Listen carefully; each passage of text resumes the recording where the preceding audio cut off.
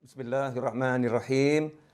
Alhamdulillahirabbil alamin. Allahumma shalli wa sallim ala sayyidina Muhammadin miftahi babi rahmatillah adada ma fi ilmillah salatan wa salaman daimaini bidawami mulkillah wa ala alihi wa sahbihi. Assalamualaikum warahmatullahi wabarakatuh. Teman-teman semuanya, kaum muslimin dan muslimat dimanapun berada, alhamdulillah kita berada di tahun baru 1442 Hijriah. Di hari pertama bulan Muharram, mudah-mudahan kita semua bisa menjadi seperti bayi yang baru lahir. Ya, bayi yang baru lahir seperti kertas putih yang belum ada coret-coretannya. Maksudnya apa? Tidak punya dosa, tidak punya salah, karena sudah diampuni, dimaafkan oleh Allah Subhanahu wa taala. Amin Allahumma amin. Yang lewat biarlah sudah lewat. Yang sekarang yuk kita isi dengan kebaikan, dinikmati. Yang akan datang itu misteri, kita nggak pernah tahu bisa sampai atau tidak, maka pasang niat yang baik-baik. Ya, pasang harapan yang besar. Itulah cara melangkah setiap hamba Allah Ta'ala dalam mengarungi samudera kehidupan. Jadi orang hidup itu dikatakan oleh para ulama As-Sufi Ibnu Waqtih. Yang namanya Sufi, orang yang selalu mengolah hatinya dengan menghias lahirnya dengan berbagai kebaikan, menghias lahirnya dengan perintah-perintah Allah Ta'ala dan dijauhkan dari larangan Allah Ta'ala, menghias hatinya dengan keindahan-keindahan dan membersihkannya dari segala kotoran. Sufi yang seperti itu dikatakan Ibnu Waqtih, orang yang hidup di masa kini, bukan orang yang hidup di masa lalu. Banyak orang itu hidupnya di masa lalu. Ada pula orang yang hidupnya di masa depan. Dia nggak sadar kalau waktunya bukan nanti, waktunya bukan kemarin. Waktunya adalah sekarang. Ya, waktunya adalah sekarang. Ikhwani rahimakumullah, itu yang pengen saya jabarkan berkaitan dengan tema yang diangkat. Ya, yang ingin saya jabarkan. Mudah-mudahan saya diberi pemahaman, diberi ilmu, dan diberi kemampuan untuk mengamalkannya dan menyebarluaskannya. Begitu juga antum semua yang menyaksikan saya saat ini, mudah-mudahan dapat hal yang sama dan lebih. Amin. Ikhwani rahimakumullah, hidup bukan untuk berada di masa lalu. Jadi masa lalu itu cukup disadari, yang baik sekarang kita syukuri, yang buruk kita istighfari, minta ampun sama Allah Subhanahu wa taala. Caranya apa? Dengan menikmati masa sekarang. Jadi jangan sampai masa sekarang hanya untuk menyesali masa lalu.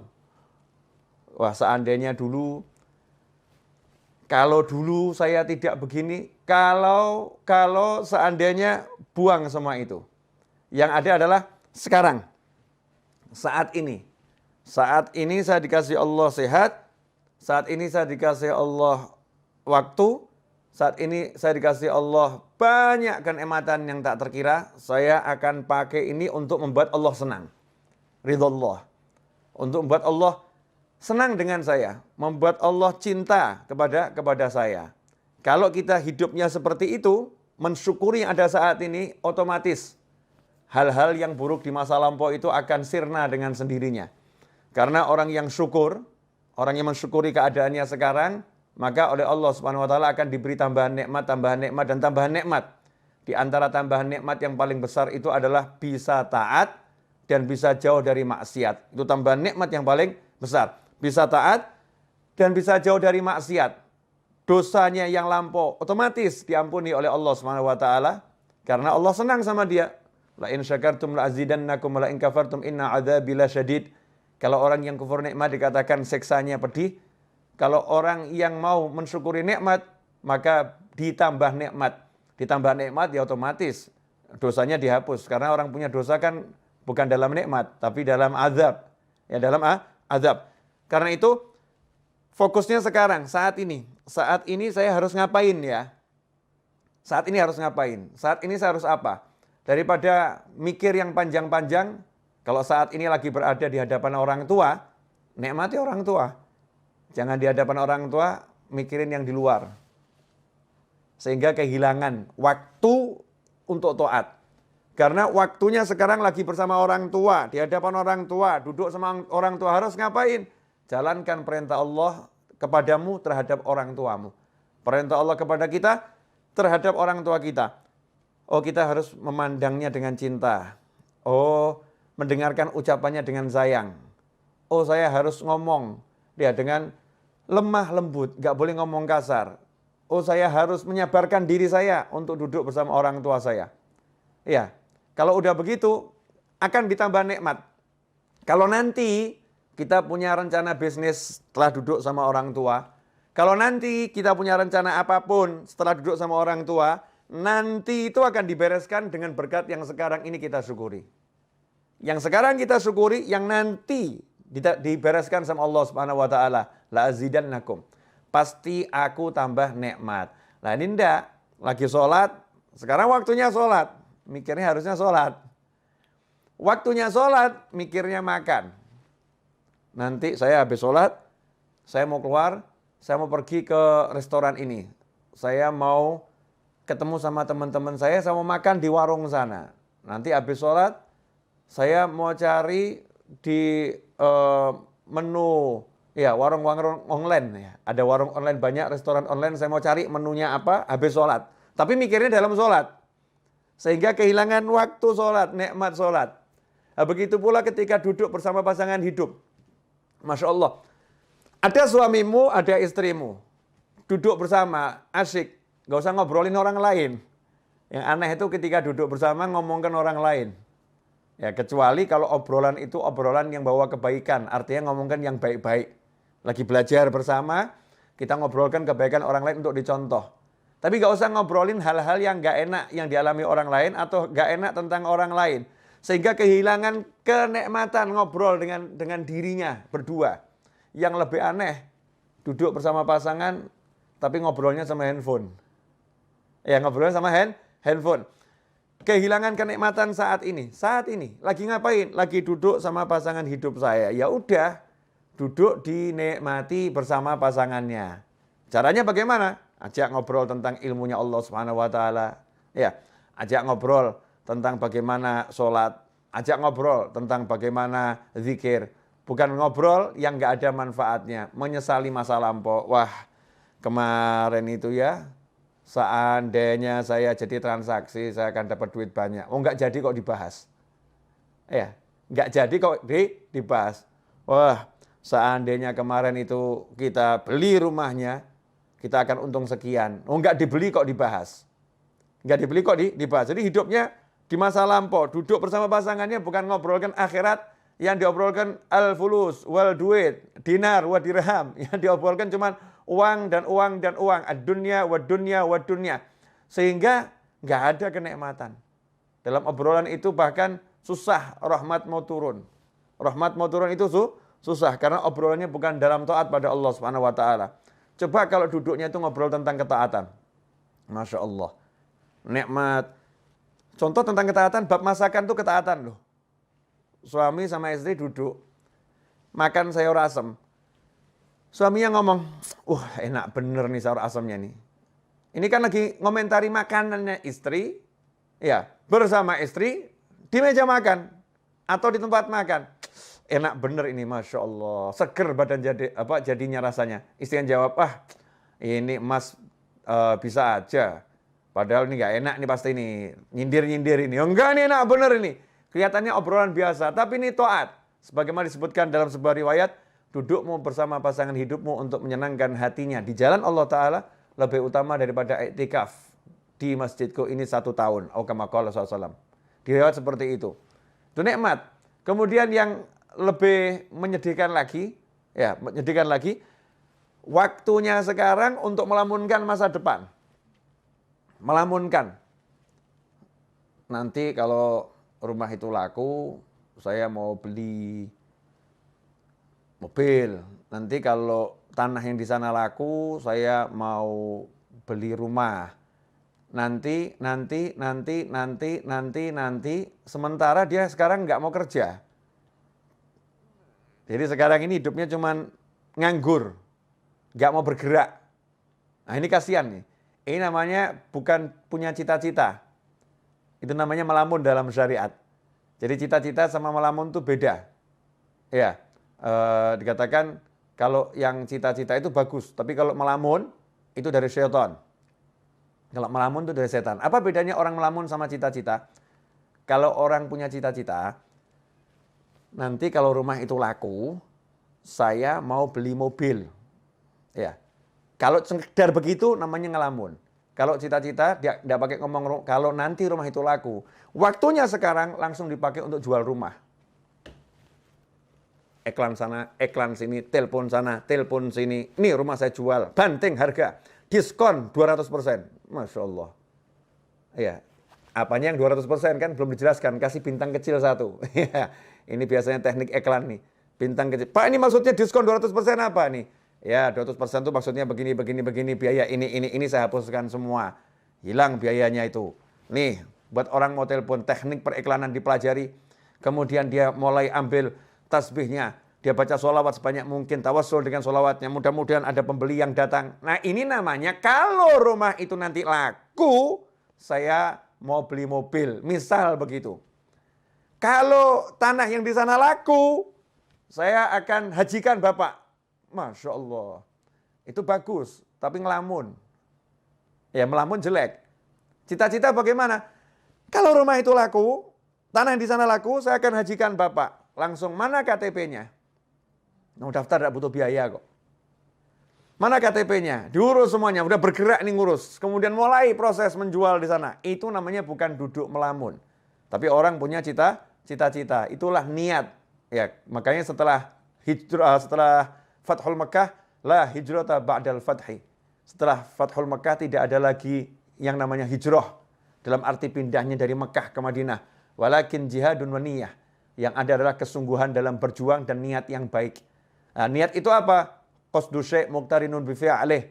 Niat itu punya satu cita-cita yang segera diiringi perbuatan. Qasdu syai' muqtarinun bi fi'lih.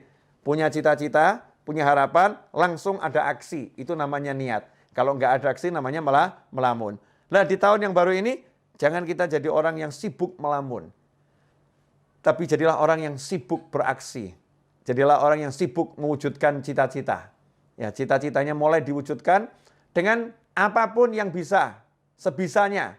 Karena itu tadi dalam profile picture saya dikatakan hidup bukan untuk dipikiri. Ya, bukan cuma mikiri hidup kok seperti ini ya, punya suami kok kayak gitu ya, punya istri kok seperti itu ya. Nggak nyelesain masalah. Ngomongkan yang nggak enak itu membuat semakin tidak enak. Memperbincangkan yang jelek membuat semakin jelek. Memperbincangkan yang negatif menjadi energi yang negatif.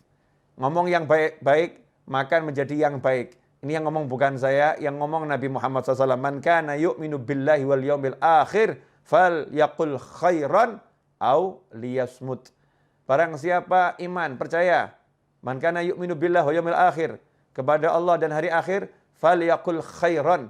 Hendaknya dia ngomong yang baik. Ngomong yang baik. Kalau tidak bisa, diam saja. Bahkan sampai komentari makanan yang nggak enak itu nggak boleh. Kalau suka, makan. Ya. Kalau suka, makan. Kalau enak itu dikomentari yang positif. Kalau nggak enak, diam. Nggak usah dimakan. Dan diam, jangan dikomentari. Karena mengomentari makanan yang nggak enak itu nggak boleh. Ya, mencela makanan itu nggak boleh. Tapi Habib, saya pengen ini masakannya jadi enak.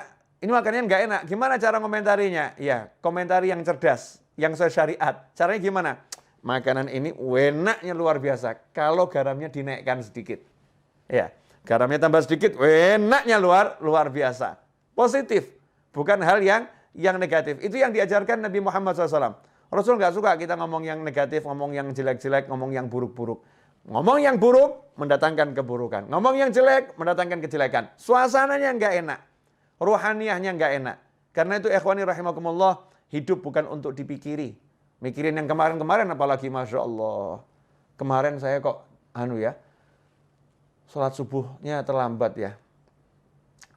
dulu ya sholat subuhnya terlambat. Mikirin doang, mikirin tok, ya nggak ada manfaatnya. Bukan begitu caranya. Caranya apa? Cukup dengan satu kalimat dalam hati, kemarin saya banyak dosa, sekarang saya mau banyak taat, selesai. Jadi bukan waktunya habis untuk mikir kemarin kok sholat subuh begini ya, kemarin ya sholat zuhurnya begini ya, kemarin mikir aja. Waktunya mikir yang tadi itu, kalau udah untuk aksi, Masya Allah. Langsung dia banyak sholat sunnahnya. Ditanya sama orang, kenapa kamu banyak sholat sunnah? Wah, sholat saya yang dulu-dulu tidak beres nih. Ini sunnahnya buat nambah ini. Kemudian dia kodok sholatnya. Kodok, kenapa kamu kodok sholatmu? Wah, dulu saya sering subuh nggak sholat ini. Sekarang saya mau kodok sekarang ini. Saya mau kodok sekarang. Jadi bukan hidup dalam lamunan, tapi hidup dalam aksi. Kalau udah hidup kita dalam aksi ketaatan, maka hidup itu akan penuh dengan kenikmatan. Kalau hidup dalam aksi ketaatan, maka hidupnya akan penuh dalam kenikmatan. Karena itu para ulama mengatakan nikmat yang kami rasakan dalam hati ini, nikmat yang kami rasakan dalam hati, kalau para bisnismen, para raja, para penguasa mengerti nikmat yang kami rasakan, mereka akan berjuang untuk merebutnya dari kami dengan apapun yang bisa mereka lakukan. Kalau tahu ya, mereka akan merebutnya dengan apapun yang bisa mereka lakukan. Ya, tapi karena mereka nggak tahu, dan toh kalau tahu juga nggak bisa. Kenapa? Tempatnya di hati. Gimana mau merebut hati? Susah. Yang di hati mau diambil tuh susah, nggak bisa. Bisanya dengan cara melakukan hal yang sama. Kalau mau merasakan nikmat yang dimiliki oleh para aulia usholihin, nikmat yang dimiliki orang-orang soleh, ya tiru aja yang dilakukan orang-orang soleh. Nikmati apa yang dinikmati orang-orang soleh. Orang soleh nikmatnya duduk berzikir, tiru duduk berzikir. Orang soleh nikmatnya duduk baca Al-Quran, tiru duduk baca Al-Quran. Orang soleh nikmatnya duduk cari ilmu, tiru duduk cari ilmu. Orang soleh nikmatnya bersedekah, tiru ya hidup bersedekah. Orang soleh nikmatnya membantu orang lain, tiru bantu orang lain. Dan seterusnya dan seterusnya. Nanti Allah Ta'ala akan memberi kita rasa nikmat seperti beliau-beliau. Dan ketika kita mencontoh pun udah ada nikmatnya. Naik kadarnya, dan terus akan semakin besar. Ikhwani rahimakumullah. Tentunya dalam menjalani hidup itu bukan untuk dipikiri tapi dijalani. Bukan berarti kemudian mulus. Dalam menjalani hidup, namanya juga manusia. Menjalani hidup pasti ada musuh. Nggak mungkin nggak punya musuh. Lantas siapa musuhnya? Jangan salah. Jangan menganggap manusia itu musuh. Karena manusia itu semuanya bersaudara. Semuanya kalau ditanya, kamu anak cucu siapa? Kami Bani Adam, anak cucu Adam. Semuanya saudara. Ya, manusia itu semuanya bersaudara. Memang tingkat persaudaraannya beda-beda. Tapi pada aslinya semua manusia bersaudara. Musuhnya manusia itu adalah siapa? Ya, wahfadil qalba an yulima bihi syaitan wan nafsu wal hawa wad daniyah. Pertama setan, kedua nafsu, yang ketiga hawa alias ego, yang keempat daniyah, dunia. Itu musuhnya manusia. Setan, nafsu, hawa, dunia. Setan jelas nggak kelihatan. Kadang-kadang setannya juga menjelma jadi manusia, betul-betul menjelma jadi manusia. Kadang-kadang, dan itu sering, setannya menggunakan manusia, masuk dalam tubuhnya manusia, berbicara sebagai manusia, bertindak sebagai manusia, menulis sebagai manusia, padahal semua itu setan yang melakukannya, setan yang mengontrolnya, setan yang berbuatnya. Itu musuh yang pertama. Kemudian nafsu. Nafsu itu adalah kendaraan. Karena nafsu adalah keinginan. Kalau nggak punya nafsu, bahaya. Nggak punya nafsu makan, nggak punya nafsu minum, nggak punya nafsu hidup, repot tuh. Jadinya putus asa. Nafsu itu untuk dikendalikan. Dia kendaraan, dikendalikan. Kalau nafsu dituruti, jadi musuh. Makan, pengen makan. Makan terus, jadi musuh, jadi penyakit. Ya. Kemudian nafsu-nafsu yang lain. Kalau diturutin, jadi maksiat. Naudzubillah min dzalik. Makanya dikendalikan. Hawa. Wah, ini hawa ini kendaraan iblis terbesar. Karena sifatnya sifat turunan iblis. Apa itu? Ego. Tidak mau dikalahkan. Ya, hawa itu ego. Tidak mau dikalahkan. Maunya menang sendiri. Itu ego. Nah, makanya iblis dilaknat karena dia punya ego yang besar. Disuruh sujud kepada Nabi Adam alaihissalam, iblis tidak mau. Karena itu iblis diusir dari rahmatnya Allah Ta'ala. dibuang dari rahmatnya Allah Ta'ala, nggak dapat rahmatnya Allah Ta'ala. Karena itu dikatakan iblis dilaknat. Kenapa? Karena dengan egonya dia nggak mau sujud, dia sombong kepada Allah Subhanahu Wa Ta'ala. Sombongnya itu dengan tidak mau menjalankan perintah Allah untuk sujud kepada Nabi Adam alaihissalam. Ini ego. Nah kalau kita jadi muslim jangan dikendalikan ego. Nggak mau dikalahkan. Jadikan ego kita tuh ego yang baik. Ya, saya kalau baca Al-Quran nggak mau ada yang mengalahkan saya ini. Saya mau paling hebat sendiri baca Al-Qurannya. Tapi kalau ada yang mengalahkan senang, alhamdulillah ya. Ternyata dia lebih hebat dari saya. Jangan sampai egonya ego yang negatif, nggak mau dikalahkan. Misal, biasa ngurusin masjid. Masjid sebelah kok ngundang ustadznya ustadz nasional yang jamaahnya banyak. Masjid kita ngundang ustadz itu, ustadznya nggak mau datang. Egonya muncul, nggak mau dikalahkan. Buat segala macam cara, kalau di tempat saya nggak bisa, di tempat dia juga harus nggak bisa. Ya akhirnya membuat berbagai fitnah. Gimana caranya biar pengajiannya batal? Ini ego yang buruk. Naudzubillah min dzalik. Di kantor, ya nggak mau dikalahkan jabatannya dengan kawan-kawannya. Dengar kok ada satu kawannya naik pangkat, mau diletakkan di jabatan yang lebih tinggi. Wah, nggak mau dikalahkan dia, nih muncul egonya. Terus gimana caranya? Dia cari kelemahan kawannya itu, kemudian dia fitnah gimana caranya, yang penting biar namanya jatuh. Ini namanya ego. Naudzubillah min dzalik.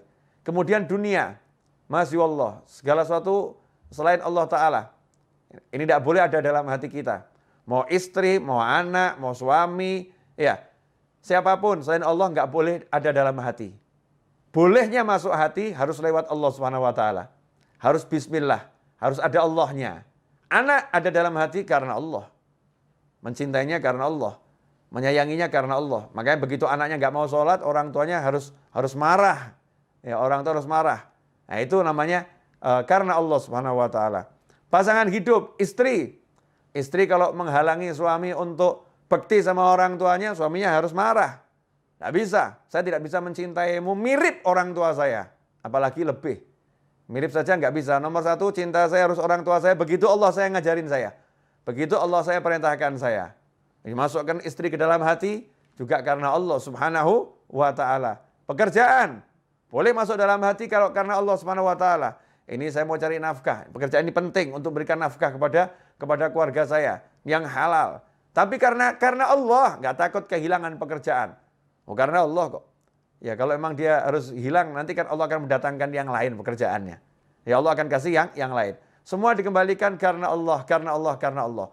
Kalau udah punya seperti itu, menghadapi manusia model apapun, hidup untuk dijalani. Ketemu yang seperti apapun, yang penting pasang niat yang baik, pasang niat yang besar, kemudian jalani tanpa harus difikiri.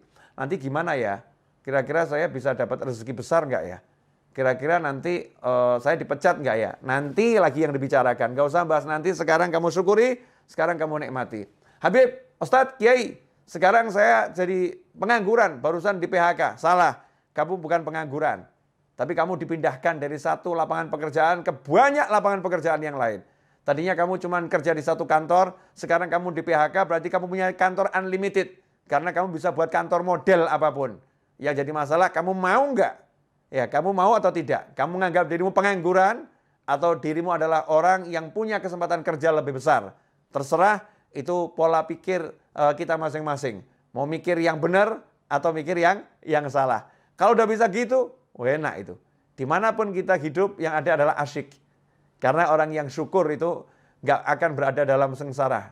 Orang yang syukur selalu dalam nikmat dan nikmat dan nikmat dan nikmat. Ikhwani rahimakumullah. Nah, merdeka. Ya itulah orang yang merdeka. Orang yang merdeka itu seperti ketika Pak Karno dan Bung Hatta serta tokoh-tokoh nasional, para ulama memproklamirkan kemerdekaan. Maaf, belum ada negara yang mengakui secara tertulis Indonesia sebagai negara. Belum ada. Kalau mikir gitu, kapan merdekanya? Ini kita belum kontak ke negara-negara lain loh. Ada yang dukung enggak ya? Nanti kira-kira gimana ini kalau setelah kita proklamirkan seperti apa ya? Kalau mikir begitu nggak pernah merdeka Indonesia. Tapi langsung pekik merdeka diteriakkan, 17 Agustus 45 diproklamirkan, ya merdekalah kita. Setelah itu baru kita urus. Bergerak. menjalani kehidupan kemerdekaan. Pasang niat yang besar menjadi bangsa yang merdeka. Hasilnya apa? Merdeka. Ada kurang lebih 10 negara memberikan dukungan atas kemerdekaan Indonesia. Diawali Palestina, Mesir, Yaman, Saudi Arabia, dan seterusnya. Bisa kita baca di sejarah kemerdekaan bangsa kita ini. Ikhwani rahimakumullah.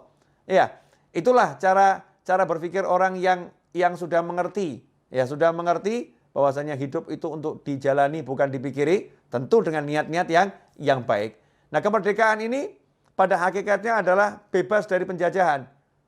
Sementara saat ini kita sebagai pribadi manusia, kita sendiri nggak bebas dari penjajahan nafsu. Masya Allah. Penjajahan nafsu, misal nafsu merokok.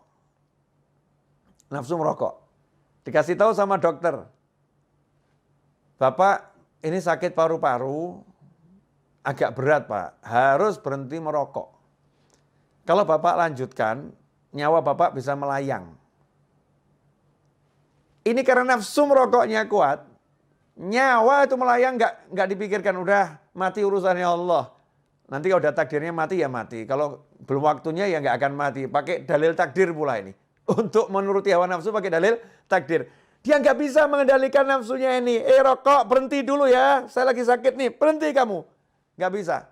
Nggak bisa ngomong gitu sama rokok, nggak bisa. Baru sama rokok saja udah dijajah. Masya Allah, itu yang bab rokok. Ada lagi yang bab lain. Ya, kebiasaan yang negatif. Ya, kebiasaan yang negatif. Masing-masing kita ini punya sesuatu yang mungkin menuruti nafsu. Makan, Masya Allah. Dokter melarang ya berdasarkan ilmunya.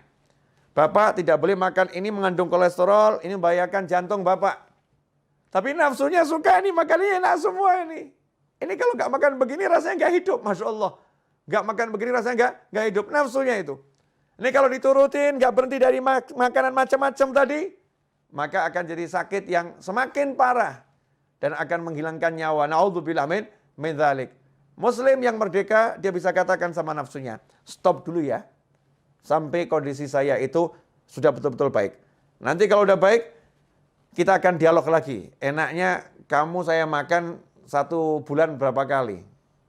Ya, dalam seminggu berapa banyak saya makan kamu nih. Dialog sama nafsunya nih. Nafsunya dikendalikan, itu baru muslim namanya. Itu namanya orang yang merdeka. Ya, orang yang merdeka. Kalau belum begitu, masih dijajah oleh setan, nafsu, hawa, dan dunia. Yang paling kesian yang dijajah sama dunia, Masya Allah. Takut kehilangan duit. Takut kehilangan pekerjaan. Gara-gara takut kehilangan pekerjaan, disuruh melakukan yang haram apapun dijalani. Daripada saya kehilangan pekerjaan, nyerempet haram dikit gak jadi masalah. Masya Allah. Nyerempet yang haram dibilang gak jadi masalah. Na'udzubillah min dzalik. Gara-gara takut kehilangan pekerjaan, jelas-jelas ibunya di desa memanggil, nak pulang, temanin ibu. Ibu sudah tua, ibu gak mau meninggal sendirian. Pulang kamu nak, temanin ibu. Dia katakan, maaf bu, saya gak bisa pulang. Kalau saya pulang saya dipecat dari kantor. Takut kehilangan kantor. Gak takut kehilangan ibu dan ridho Allah subhanahu wa ta'ala. Masya Allah. Ini dijajah yang luar biasa oleh yang namanya dunia. Ikhwani rahimakumullah. Dunia ini bisa menjelma menjadi macam-macam bentuk. Ya, macam-macam bentuk.